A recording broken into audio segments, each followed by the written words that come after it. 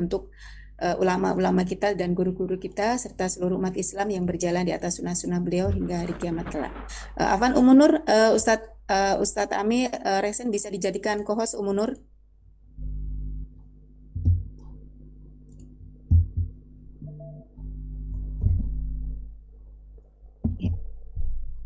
Alhamdulillah teman-teman semua atas nikmat Allah yang diberikan kepada kita. Kembali hari ini, pada pagi hari ini kembali kita bisa bersua melanjutkan pelajaran kita bersama guru kita Ustadz Ami Nurbait Hafidahullah untuk melanjutkan pelajaran kitab Mendulang Faidah dari Kalimat Nubuwah yang insya Allah pada pagi hari ini akan memasuki hadis yang ke-29 tentang hak sesama muslim. Dan kita berdoa semoga Allah memberikan kita kefahaman atas ilmu yang Ustadz berikan sesaat lagi, dan semoga yang lebih penting semoga kita bisa mengamalkan dari ilmu yang kita dapatkan pada pagi hari ini insya Allah biiznillah. Dan alhamdulillah Ustadz sudah hadir di tengah-tengah kita. Kita menunggu sebentar. Ya, alhamdulillah. Assalamualaikum Ustadz. Waalaikumsalam warahmatullahi. Apa kabar Ustadz? Alhamdulillah. Ya, alhamdulillah. Semoga Ustadz dan keluarga serta kru selalu dalam lindungan Allah Subhanahu wa Ta'ala. Mungkin tanpa berpanjang lebar, majelis sudah kami buka Ustadz. Tafadhol Ustadz jika Ustadz sudah siap. Ya, alhamdulillah.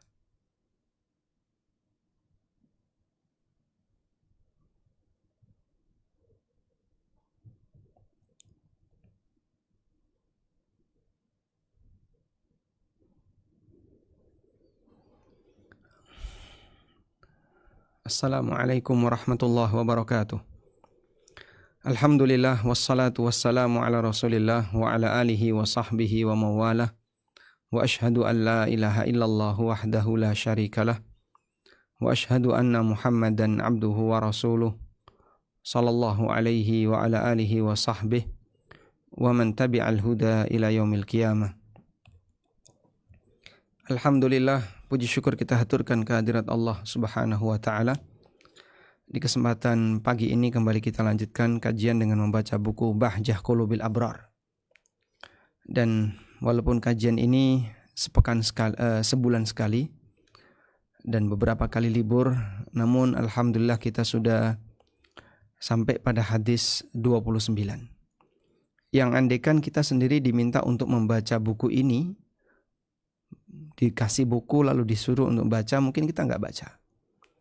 Karena solusi ketika kita memiliki buku dan kita tidak bisa membacanya sendiri, maka kita harus dibacakan.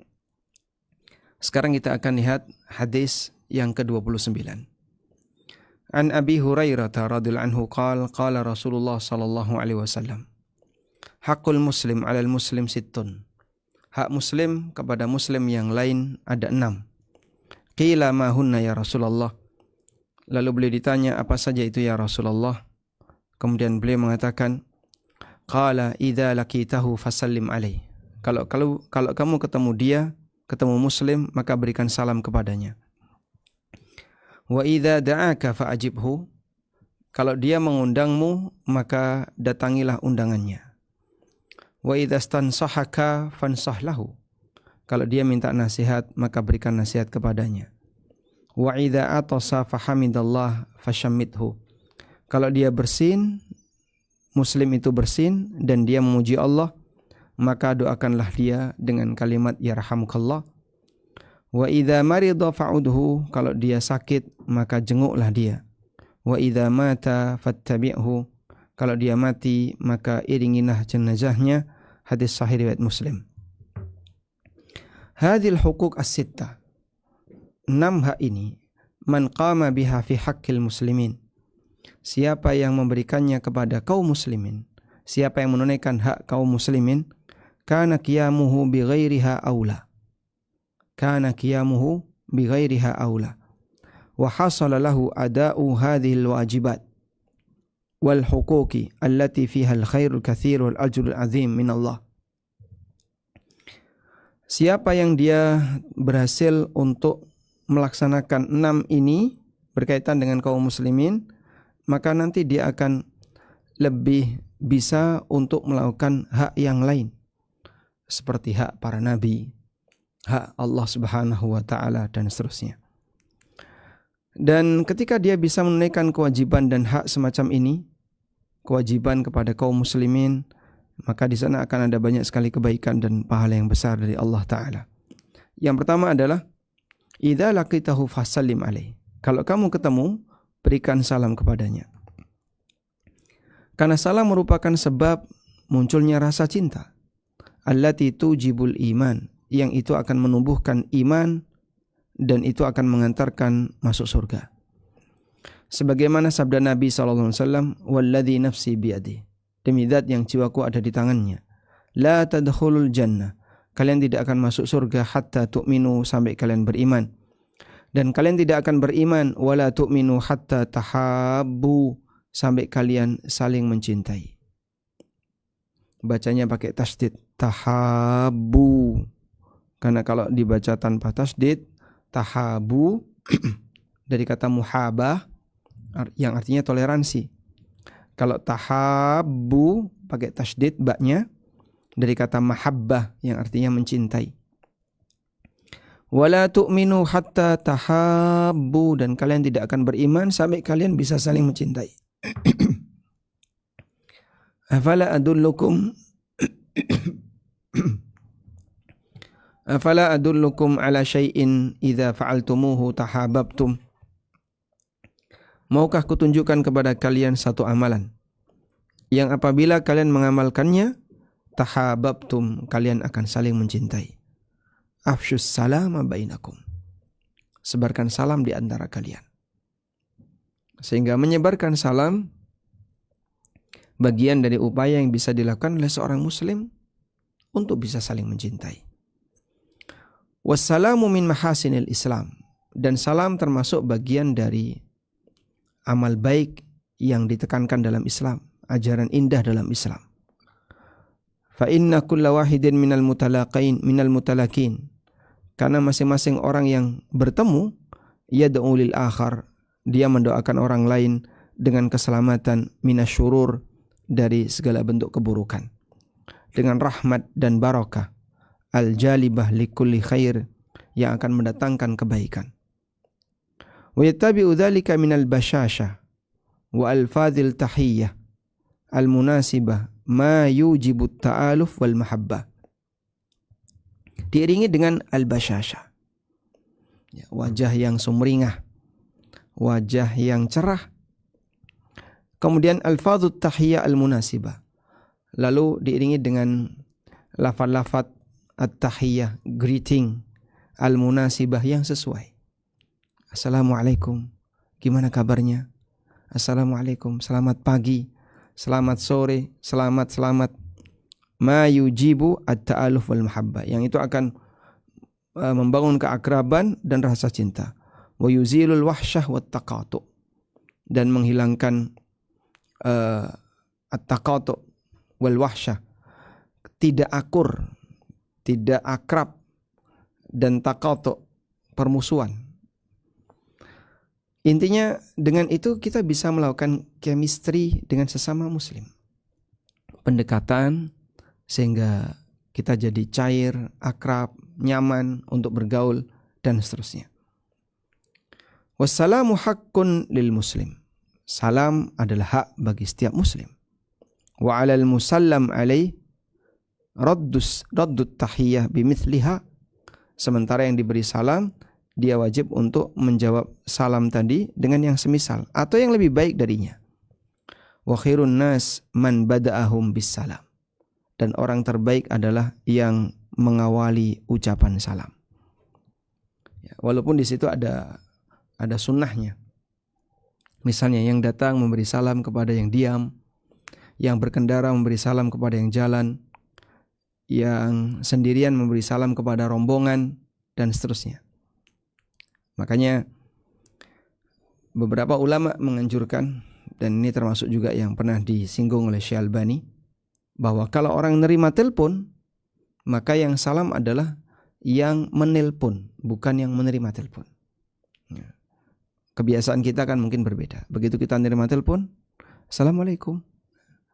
Sebaiknya yang nelpon yang salam. bukan yang ditelepon yang salam. Karena yang nelpon itu yang datang. Sebab Nabi SAW menyebutkan siapa yang memberi salam dan siapa yang menjawab salam. Tayyib. Selanjutnya, mengenai makna Assalamualaikum. Kata Assalamualaikum. Assalam di sini memiliki beberapa makna. Makna yang pertama, assalam artinya adalah keselamatan. Assalamah. Dan yang dimaksud keselamatan di sini adalah keselamatan dari setiap fitnah yang menakutkan, ujian dan seterusnya. Sehingga orang selamat iman lahir dan batinnya. Selamat lahir batin. Selamat imannya, selamat fisiknya dan seterusnya. Kemudian yang kedua adalah maknanya Allah, Ismullah. Sehingga jika bacanya Assalamualaikum dimaknai nama Allah, Assalam sebagai nama Allah, maka maknanya adalah Allahu ma'akum. Allahu ma'akum. Assalamualaikum artinya semoga Allah membersamai kalian. Maka baik makna pertama maupun makna yang kedua, dua-duanya adalah doa yang indah. Makanya kalau ngasih salam yang serius ya. Dan terutama tekankan kata salamnya ini terdengar. Jangan sampai kata salamnya enggak terdengar. Waalaikum. Ini apa tadi? Mulaikum. Kok mulaikum? Waalaikum. Dia enggak ngasih salam kok. Maka enggak usah dijawab. Mungkin sebagai edukasi. Loh, aku salam kok kamu enggak jawab. Kamu tadi bilang apa? Waalaikum. Waalaikum kok. Enggak salamualaikum. Idealnya gimana? Assalamualaikum. Assalam ditegaskan. Boleh kita baca salamun alaikum? Salamun alaikum. Boleh juga kita baca assalamu alaikum, dan lebih bagus ada alif lamnya. Assalamu alaikum. Sehingga bukan alaikumnya aja yang kedengar, apalagi kadang mu alaikum. Mualaikum. Waalaikum. Ya, kita peringatkan bagi teman-teman sekalian, kalau mau salam ya yang serius, karena Anda memberikan doa itu jangan yang nanggung. Apalagi teksnya nggak jelas. Kalau teksnya nggak jelas ya berarti tidak menjadi sebuah doa. Seperti tadi ya, Assalamualaikum. Tapi ucapkan Assalamualaikum. Selanjutnya, Ats-tsaniyah yang kedua, hak seorang muslim yang kedua. Idza da'aka fa'ajibhu, ay idza da'aka li da'wati ta'amin wa syarabin fajbur khatir akhihi alladhi adla ilaika wa akramaka bid-da'wah. Kalau ada orang yang, ada muslim yang mengundangmu, maksudnya adalah mengundang untuk makan atau minum, maka tenangkan hatinya. Alladzi adla ilaika wa akramaka bid-da'wah, yang telah memuliakanmu, memberikan penghargaan kepadamu dengan dikasih undangan. Wa ajibhu lidzalika illa ayyakuna laka uzrun, dan datangi undangan itu kecuali kalau kamu punya uzur. Maka disampaikan kalau tidak bisa. Mohon maaf saya enggak bisa datang. Mohon maaf saya belum bisa mendatangi undangan ini karena saya ada uzur.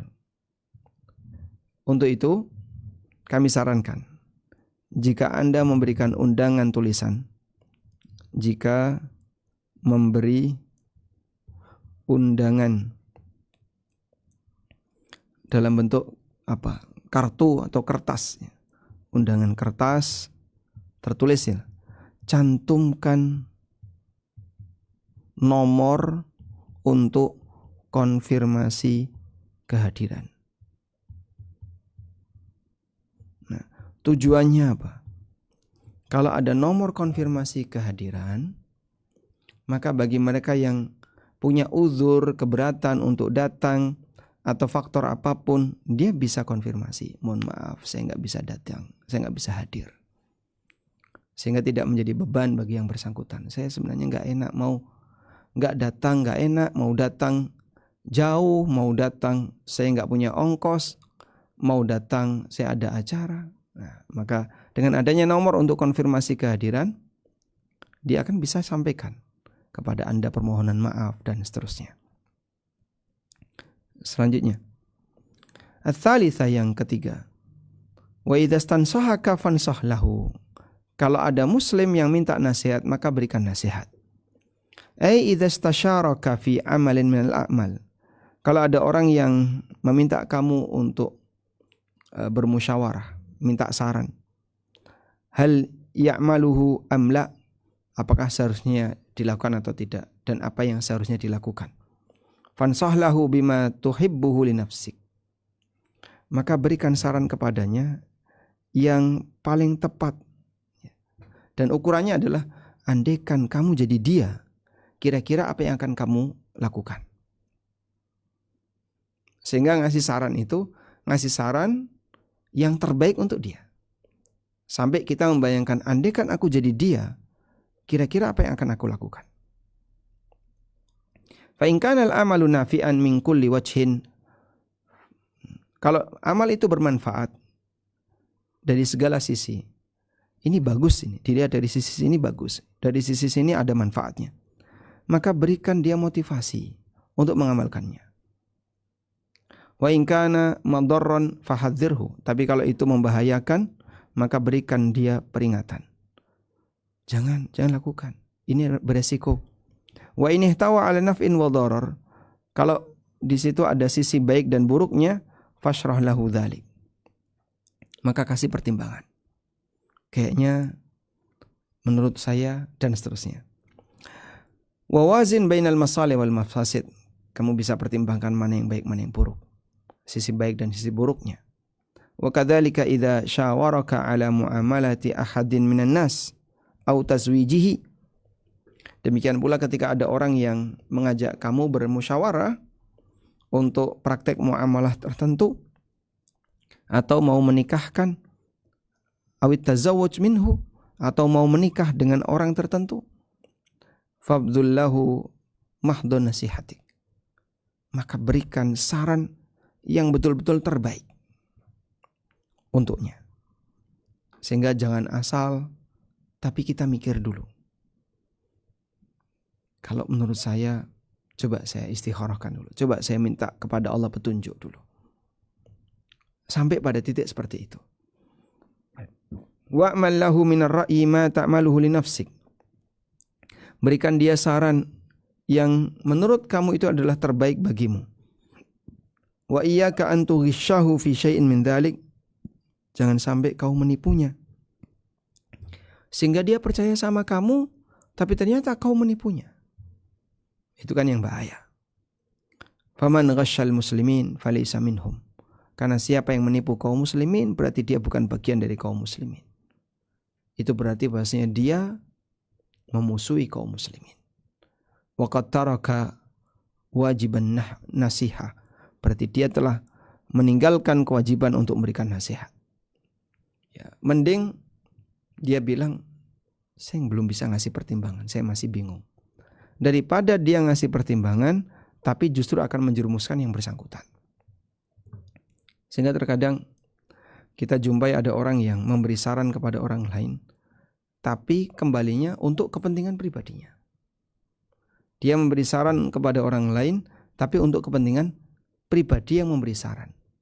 Nah, itu kesalahan. Jadi misalnya Anda bertetangga dengan si A, ya. Kemudian si A ini mau menikahkan putrinya. Akhirnya Anda kasih saran yang itu menguntungkan Anda, bukan menguntungkan si A. Ini tidak nasihat namanya. Tidak memberikan yang terbaik kepadanya. Wa hadzin nasihatu wajibatun mutlaqah. Nasihat semacam ini wajib hukumnya. Walakinnaha tata'akkadu idza stansahaka wa talaba minka ra'yan nafi'a. Bahkan lebih ditekankan lagi kalau betul-betul dia minta nasihat dan minta pertimbangan yang bermanfaat.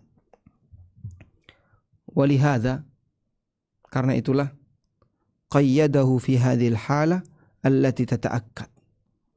Karena itu dalam kondisi ini diberi qayyid, diberi catatan, idzastan sahaka, kalau dia minta nasihat kepadamu, minta saran kepadamu. Waqad taqaddama syarhul hadits ad-dinun nasiha, dan sebelumnya telah ada penjelasan hadis ad-dinun nasiha, isi agama semuanya adalah nasihat.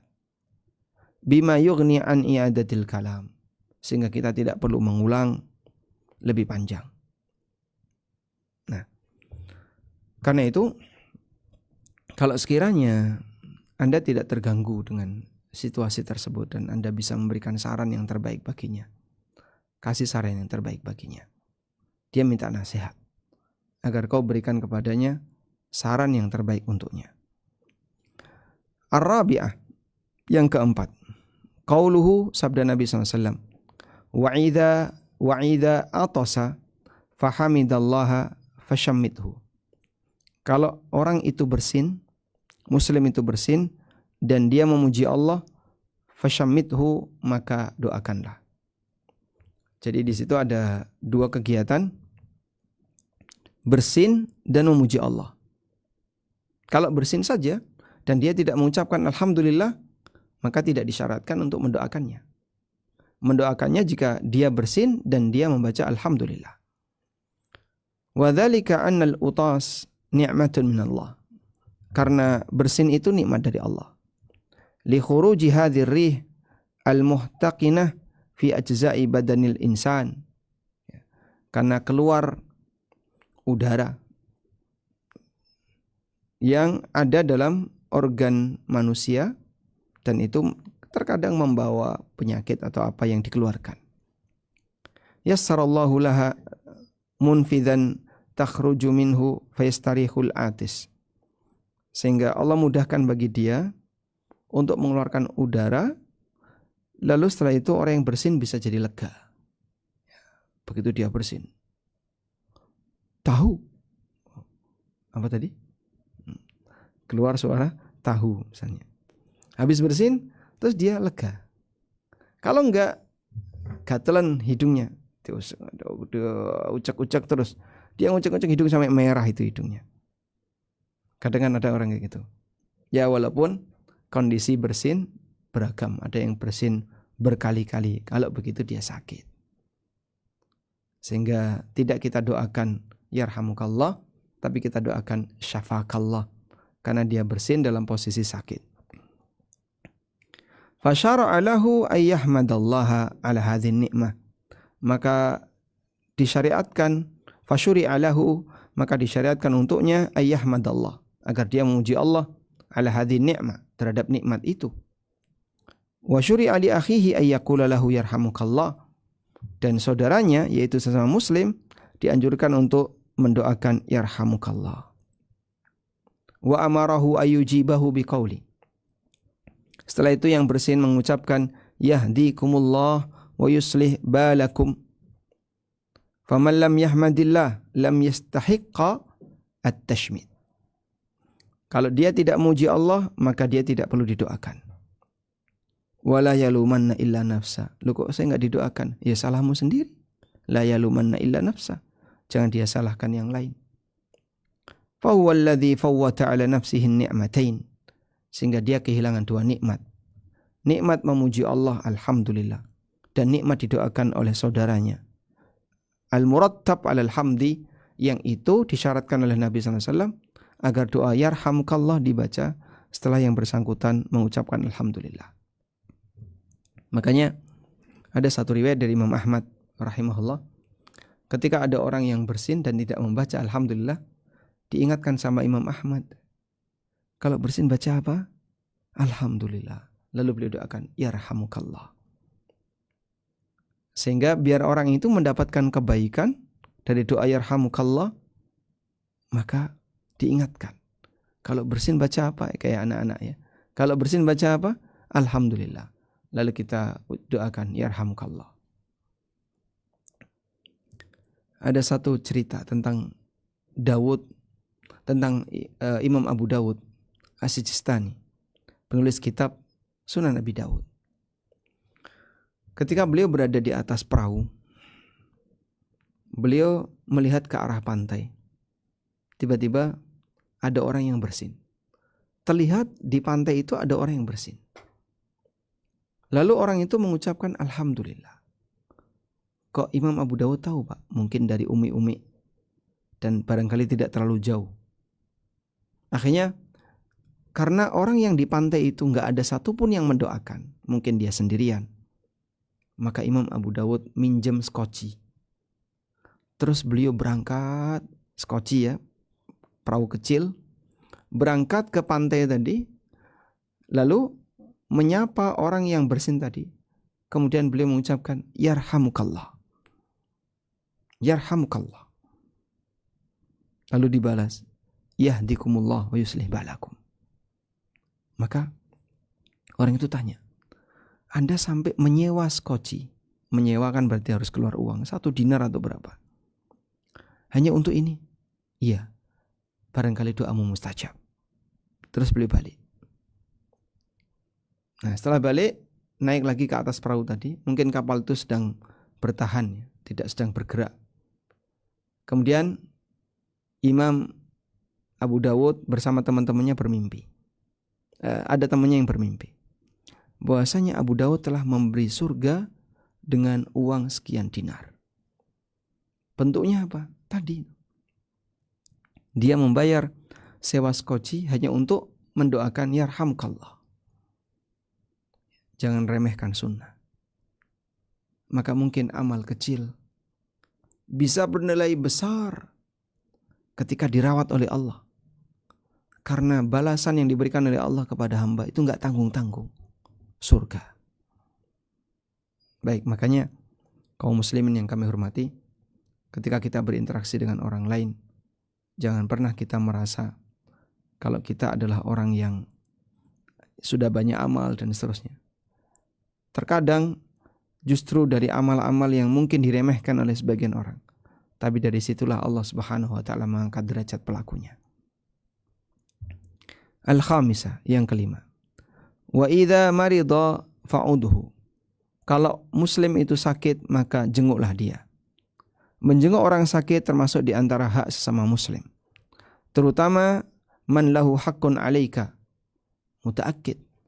Terutama kalau orang itu punya jasa kepadamu. Seperti orang tuamu, seperti siapa lagi? Gurumu dan seterusnya. Kal qarib was sahib wa nahwihima. Wa hiya min afdalil a'malis salihah, termasuk di antara amal soleh yang sangat afdal. Wa man da'a akhahul muslim lam yazal yakhudur rahmah. Dan siapa yang mendoakan kebaikan bagi saudaranya yang muslim, maka dia akan diliputi oleh rahmat. Fa idza jalasa indahu ghamaratur rahmah. Kalau dia duduk di dekat orang yang sakit, maka dia akan diliputi oleh rahmat. Wa man 'ada awwalan nahar sallat alaihil malaikah hatta yumsi. Siapa yang mengunjungi orang yang sakit di waktu pagi, akan sallat alaihil malaikah, akan didoakan oleh para malaikat sampai sore. Kurang apa coba? Sehingga datang ke rumah sakit, Anda yang mungkin berprofesi sebagai dokter yang praktek di rumah sakit, tiap hari Anda menjenguk orang sakit. Dan orang sakit itu kalau didatangi dokter, senangnya Masya Allah. Maka mungkin dokter, para dokter bisa bersedekah waktu. Datang ke orang-orang sakit dan pasien itu malah bahagia. Ada dokter yang datang itu bahagia. Senangnya Masya Allah. Lalu dikasih nasihat, dikasih saran. Ya mungkin menyempatkan waktu 15 menit, 20 menit. Anda memang sibuk. Tapi sedekah waktu, dan itu di luar jam visit, di luar kerja. Artinya gak dibayar. Tidak pelit untuk memberikan saran, dan tidak pelit untuk menyediakan waktu. Tapi dia datangi, kemudian gimana kabarnya? Oh kayak gini. Ya nanti coba ikuti ini. Hanya ngasih saran, mungkin 2-3 menit, pindah ke pasien yang lain. Di luar tugas. Atau cuma diam saja. Karena ini termasuk salah satu di antara amal soleh yang besar nilainya. Wa man adau akhiran nahar, dan siapa yang menjenguk orang yang sakit di waktu sore, salat alaihil malaikatu hatta yusbih, maka dia akan didoakan oleh malaikat sampai pagi.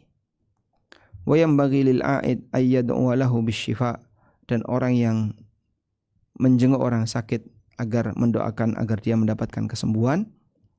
Wa yunaffisu lahu, menenangkan dirinya. Wa yashrahu khatirahu bil bisyarah bil afiyah, kemudian menenangkan hatinya dengan dikasih motivasi. Insyaallah sebentar lagi kau akan sembuh. Ini enggak lama. Kau perlu sabar. Dan seterusnya. Termasuk juga mengingatkan dia untuk bertobat. Wa yudzakkirahu bit-taubah. Al-inabah ilallah. Mudah-mudahan jadi kafarah dosamu. Kamu nanti banyak beristighfar, mohon ampun kepada Allah. Dan kadang orang itu merasa malu untuk mengucapkan semoga jadi kafarah untuk dosamu. Dosaku apa? Loh, dosa. Namanya manusia kan dosanya banyak. Ini bukan menyinggung, tapi seperti inilah justru doa yang sesuai sunnah. Nabi SAW membaca tahurun insyaallah.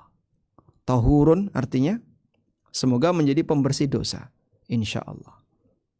Jadi beliau tidak mendoakan semoga kau sembuh, tapi yang didoakan Nabi SAW tahurun insyaallah. Maka tidak semua doa yang kita ucapkan untuk orang sakit doa agar dia sembuh.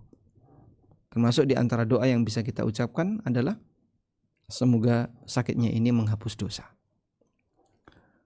Walaupun terkadang doanya doa minta sembuh. Allahumma rabban nas adhibil bas ishfi anta syafi la shifa'a illa shifa'u. Nah, itu doa minta kesembuhan. Wala yutilu indahul julus, dan jangan lama-lama duduk di dekat orang yang sakit karena dia butuh untuk istirahat. Bal bimiqdaril iyada, cukup untuk waktu berkunjung saja. Illa ayyuthira al-marid kathratan turaddiduhu wa kathrata julusihi inda. Kecuali kalau orang sakit meminta Anda untuk sering menjenguknya dan sering duduk di dekatnya. Falikulli maqamin maqal. Ya, menyesuaikan keadaan. Ada orang yang sakit senang sama kita. Dan kalau kita datang, dia merasa nyaman. Ya, Anda sedekah waktu untuk menjenguknya. Walaupun mungkin Anda terganggu aktivitasnya. Baik. Dan terkadang saya juga menyadari, terkadang di depan orang yang sakit, kita pengennya pamit. Tapi dia pengennya kita bertahan. Nah terus, kasih dia saran, kuatkan hatinya, dan sampaikan bahwasanya ini bisa melebur dosa. Apalagi dalam situasi ketika sakitnya makin parah dan nampaknya mendekati kematian. Ingatkan dia, kamu gak usah khawatir. Sesaat lagi, jika kau sabar, menjaga iman, dan banyak bertaubat kepada Allah, semoga sebentar lagi masuk surga. Dan dia yang sakit bisa jadi dia tidak kecewa. Kok didoakan semoga cepat masuk surga? Apa dia tahu kalau saya mau mati? Ya kita tidak tahu. Dan ada satu doa yang barangkali bisa dibaca oleh Bapak Ibu sekalian. As'alullahal azim, Rabbal arsyil azim, ayyashfiyak. Kita coba tuliskan doanya di sini ya.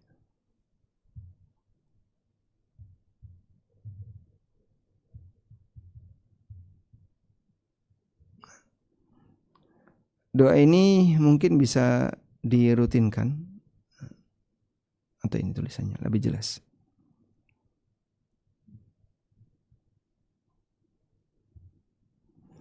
As'alullahal azim, Rabbal arsyil azim, ayyashfiyak. Aku mohon kepada Allah yang Maha Agung, Rabb arsy yang agung, ayyashfiyak, agar Allah menyembuhkanmu. As'alullahal azim, Rabbal arsyil azim, ayyashfiyak. As'alullahal azim rabbal arsyil azim ayyashfiyak. Dibaca 7 kali. 7 kali. Apa fadilahnya?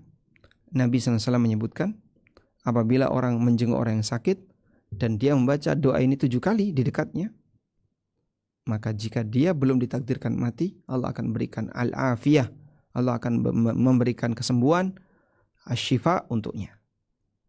Ini keutamaan doa ini. Baik. Jika kita kumpulkan beberapa riwayat tentang doa orang sakit. Doa untuk orang sakit. Kami punya satu buku khusus ya. Judulnya Untukmu yang sedang sakit. Doa yang dibaca oleh orang yang sakit. Juga doa yang dibaca oleh orang yang menjenguk orang yang sakit.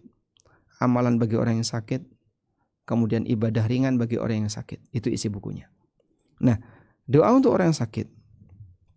Yang pertama, agar sakit jadi kafaroh. Agar sakitnya jadi kafaroh. Sehingga di posisi ini, orang yang sakit itu didoakan mudah-mudahan dosanya berkurang dengan keberadaan sakit yang dimiliki. Nabi SAW mendoakan, tahurun insyaallah. Tahurun artinya membersihkan dosa. Insyaallah. Lalu yang sakit membaca apa, Pak? Amin. Yang sakit membaca amin. Ini doa yang pertama. Anda juga bisa doakan dengan kalimat yang lain. Ja'alahullah kafaratun laka. Ja'alahullah kafaratan laka. Semoga Allah jadikan sakitmu ini sebagai kafarah bagimu.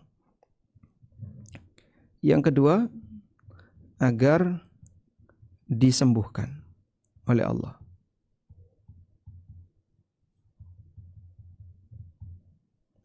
Agar disembuhkan Allah. Misalnya baca apa, Pak? Allahumma rabban nas adhibil bas ishfi anta syafi la shifa illa shifa'uk. Atau baca doa tadi. As'alullahal azim rabbal arsyil azim ayyashfiyak. As'alullahal azim rabbal arsyil azim ayyashfiyak. Kita mohon agar dia disembuhkan oleh Allah. Yang ketiga, ruqyah. Ini bisa dari Al-Quran atau hadis. Hadis sahih. Misalnya, a'udzu bikalimatillahi tammati min syarri ma khalaq. Atau u'idzuka bikalimatillahi tammati min kulli syaitanin wahamah wa min kulli ainin lamah. Atau yang semisal. Atau ruqyah, bacakan ayat kursi, Al-Fatihah, Al-Mu'awwidzat, Qul Wallahu Ahad, kemudian Al-Falaq dan An-Nas. Dan yang semisal. Intinya, ruqyah bisa bersumber dari Al-Quran maupun hadis Nabi SAW. Taib. Selanjutnya, yang keempat. Syukur kepada Allah. Bersyukur kepada Allah.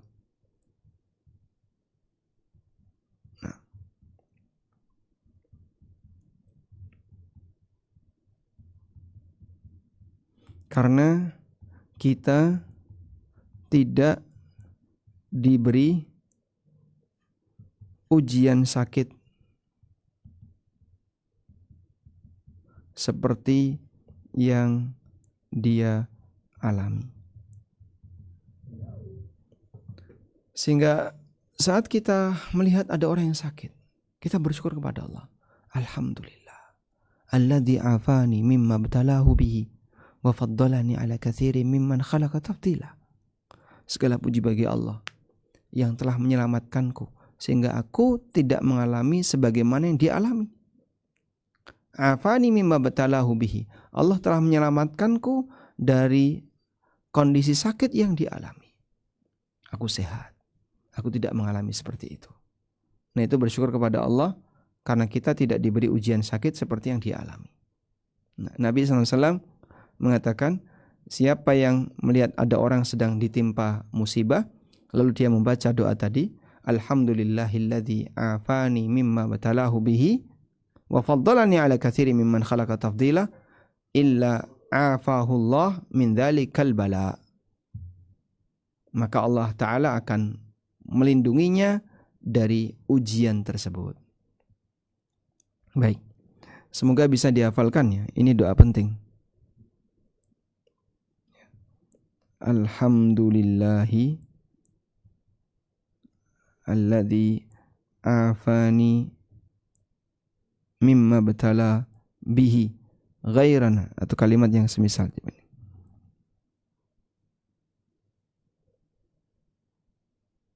Nah, Rasulullah sallallahu alaihi wasallam bersabda, "Man ra'a mubtalan," barang siapa yang melihat ada orang yang sedang diuji oleh Allah dengan ujian apapun, dia dikasih bala oleh Allah. Faqala, lalu orang yang melihat ini membaca, Alhamdulillahilladzi afani mimma btalaka bihi wa faddalani ala katsirin mimman khalaqa tafdila lam yusibhu dzalikal bala.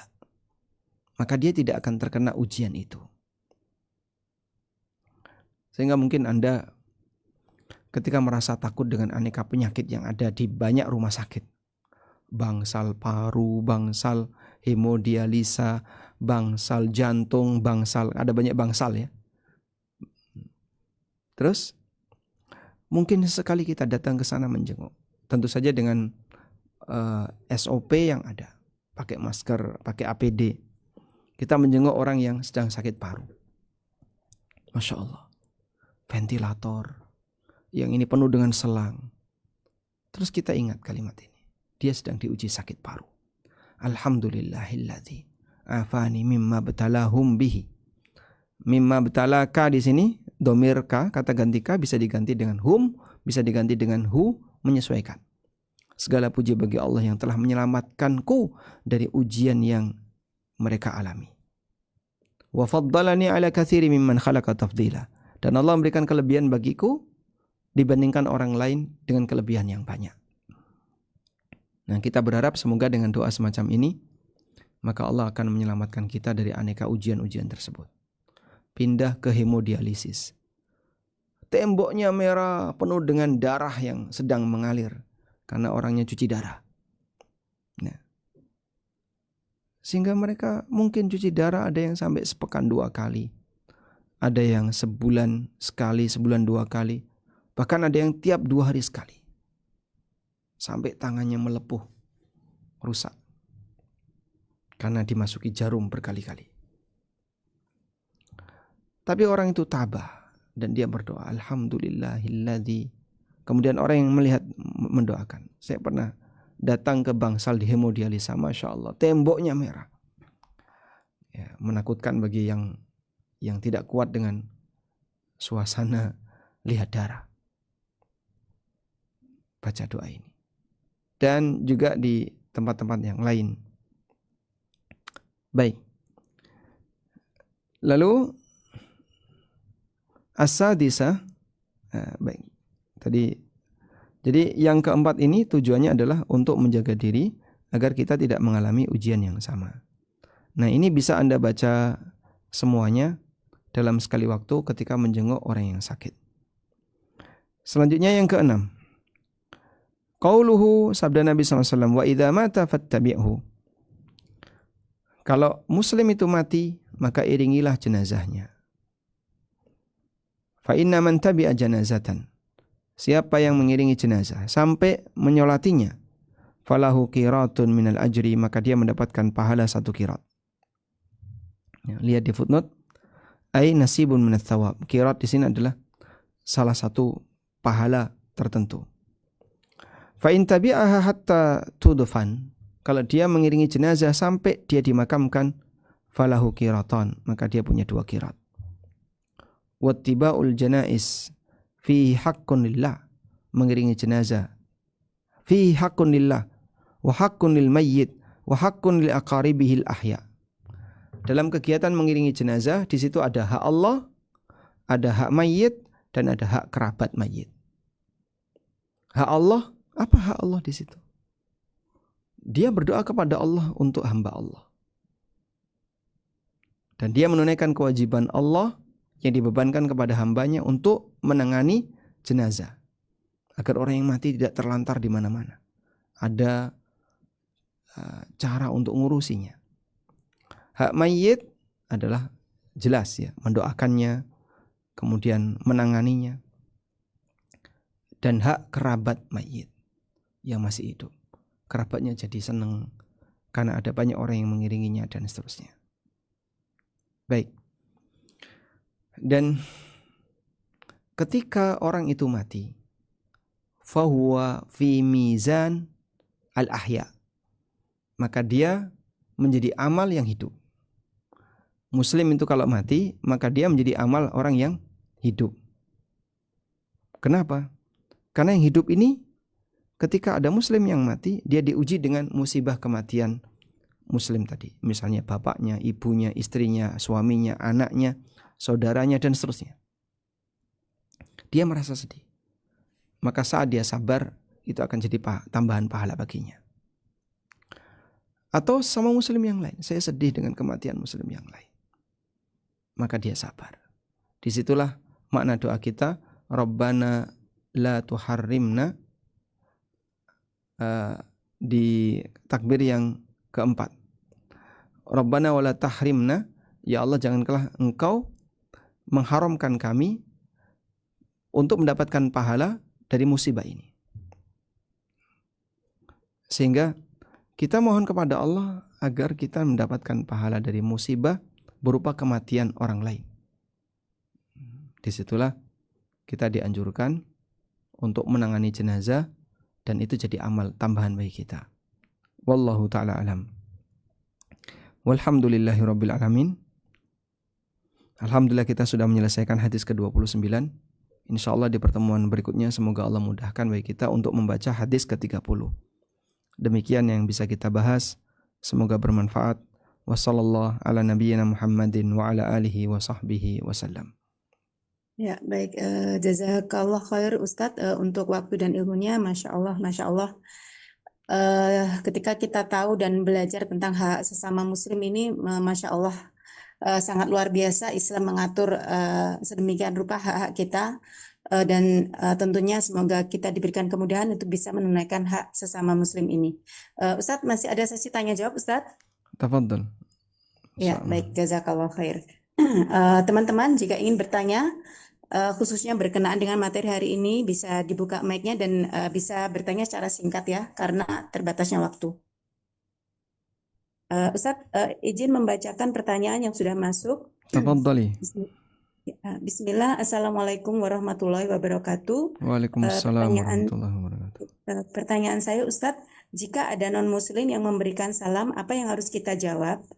Kemudian ini masih berkenaan dengan pertanyaan sebelumnya. Kemudian tadi dikatakan bahwa hak sesama muslim adalah salah satunya memberikan salam. Lalu ketika kita tidak memberikan salam, apakah kita berdosa? Misalkan ketika kita masuk ke dalam pasar atau pertokoan atau kita belanja dan kita melihat dari penampilan dia seorang muslim, apakah kita juga wajib memberikan salam untuk orang tersebut Ustadz? Jazakallah khair. Baik, barakallahu fikum. Dari 6 hak tadi, tidak semuanya wajib. Ada yang hukumnya wajib dan ada yang hukumnya tidak wajib. Menjenguk orang sakit, apakah itu fardu ain ataukah sifatnya fardu kifayah? Memberi salam sifatnya anjuran dan tidak wajib. Menjawab salam yang sifatnya wajib. Maka disebut hak di situ adalah muslim punya hak seperti ini. Oleh karena itu, bedakan antara tidak memberi dan tidak mau memberi. Kalau tidak memberi, dia tidak melanggar kewajiban. Karena statusnya sifatnya anjuran. Tapi kalau tidak mau memberi, beda lagi. Misalnya, kamu kasih salam sama dia, gak mau saya. Nah, berarti ada permusuhan. Ini yang gak boleh. Kenapa kau gak mau ngasih salam ke dia? Pokoknya saya gak suka sama dia. Nah, ini tidak boleh. Kalau seperti ini berarti tidak mau memberi, bukan tidak memberi. Nah, yang bermasalah adalah dari sisi ketika dia tidak mau memberi salam. Wallahu a'lam. Ya, tadi yang pertanyaan pertama Ustaz tentang seorang non-muslim memberikan salam. Non-muslim ketika memberi salam kepada kita, apakah kita wajib menjawabnya? Jawabannya tidak wajib. Tapi bolehkah kita menjawabnya? Ada dua pendapat dalam masalah ini. Ada yang mengatakan kita boleh menjawabnya, dan ada yang mengatakan kita tidak boleh menjawabnya. Dan yang mengatakan boleh menjawabnya, maka kita jawab dengan jawaban yang semisal. Yang mengatakan tidak boleh, jawabnya wa'alaikum. Jawabnya apa? Wa'alaikum. Terus, kan dia non-muslim, kenapa kita jawab salamnya? Karena Nabi SAW tidak menjawab salamnya orang Yahudi, sebab orang Yahudi itu memplesetkan salam. Memplesetkan itu bahasa Malaysianya, Pak. Dia mengucapkan kalimat yang nadanya menghina, tapi mirip seperti kalimat salam, yaitu assam. Assam alaikum, assamu alaikum. Itu yang diucapkan Yahudi kepada Nabi Muhammad SAW. Jadi terkesan seperti assalamualaikum, padahal yang diucapkan assalamualaikum. Assam artinya mudar, mati kamu, mampus kamu. Orang Yahudi ini mengatakan kepada Nabi SAW, ya Muhammad, assalamualaikum. Wahai Muhammad, mati kamu. Maka dijawab oleh Nabi SAW, waalaikum.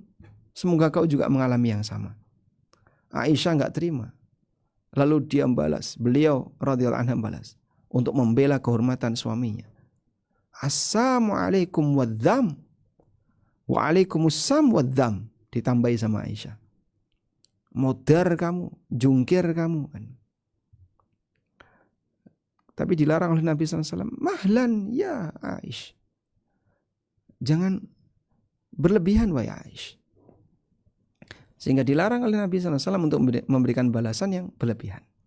Nah, di situ karena si Yahudi ini mengucapkan assam. Bagaimana kalau mengucapkan assalam?